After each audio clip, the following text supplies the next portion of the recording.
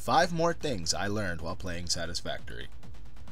According to HowLongToBeat.com, you can supposedly 100% Satisfactory in about 230 hours. Well, I'm halfway through my second attempt. You can watch my series if you care to know the story behind why this is my second attempt, and I'm already sitting at 520 hours of playtime, and I know some of your factories make my playtime look like child's play. Maybe I'm just slow and I take my time. I don't know, comment below and let me know if I'm slow or if I'm a noob compared to your 10,000 hour playtime mega factory. But anyways, here are 5 more things I learned while playing Satisfactory that you may want to know. Number 1. Hyperloop fast travel. The game does not have an actual fast travel system, and before you unlock trains and build massive train networks, getting around the map is slow, even with the jetpack or the provided vehicles. One way around this that I have found is to use the Hyperloop system, but not in the way it was designed. You see, the Hyperloop system increases your travel speed when you enter it, so you don't move along at a snail's pace.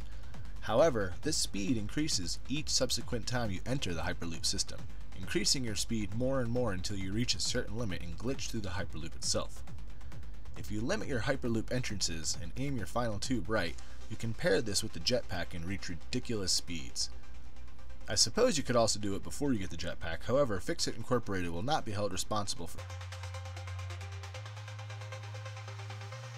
Another trick in traversing your tantalizing trusses, also known as getting around your factory, is to perform a sliding jump. Get a running start with the shift key and press the crouch button, which is defaulted to C. Then immediately release the crouch button and then press the jump button, which is defaulted to the space bar, at the same time. When you get the timing right, you can launch yourself much further than you were able to, and you can reach new heights with the assistance of ramps. Number 3. Preparing for trains. If you haven't already, you're likely considering moving your base closer to new resources or building multiple factories and connecting them via some kind of automatic transportation system. One of the main ways you'll be transporting your goods mid-game and beyond is with trains, and they require a ton of space to work effectively. Going by foundation panels, for each train platform you'll need about 4.25 panels for the width of the platform alone, not counting the space you'll need for conveyors and connections. Not only will you need to make sure that you have plenty of space for your trains, you're going to need a lot of power for each train you have. The game says each train uses 25 to 110 watts, but it appeared more like 200 to me. Maybe the train stations also use some juice. I'll be doing a much more advanced video on trains in the future. Satisfactory comes with plenty of ways for your character to buy the farm. Whatever plot armor you had in the beginning of the game when your pod was the only pod to survive the landing wears off as soon as you step foot on the planet, with most things immediately trying to off you. But here are a few ways where you can be unalived. I found out the hard way. Hyperloop splat. Having a Hyperloop end directly into a floor can end badly. Picking up the green candy. Infinite placed as a troll, I'm assuming. And finally, going off the edge of the map. That'll kill you slowly, and at least it'll give you time to turn around and, think about your options. And finally, at number 5, we have crash pod drops. The items that spawn near these can respawn. From early in the game, you can find some really advanced items, such as the computers and the heat sinks just laying around near the crash drop pods. These items inside the drop pod will not respawn, but the items that spawn on the floor near the drop pod amongst the trees and the leaves do.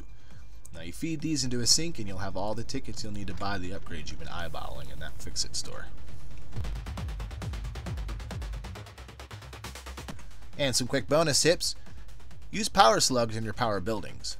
This may be obvious, but not everyone immediately notices that you can slot the power shards into your power producing buildings to get them to produce significantly more power. Also, when using the slugs in manufacturing, it may not always be best to max out each machine. It's often better to tune your overclocking to match production needs in order to save power.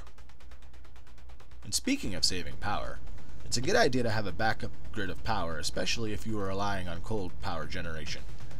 When you run out of power, you won't be able to draw water to get power going again without some difficulty, unless you prepare by building a set of biomass generators that are all connected to each other, but not connected to your grid, until you need their power to restart your systems or keep your factory going while you add more power infrastructure. So those were 5 more things that I have learned while playing Satisfactory.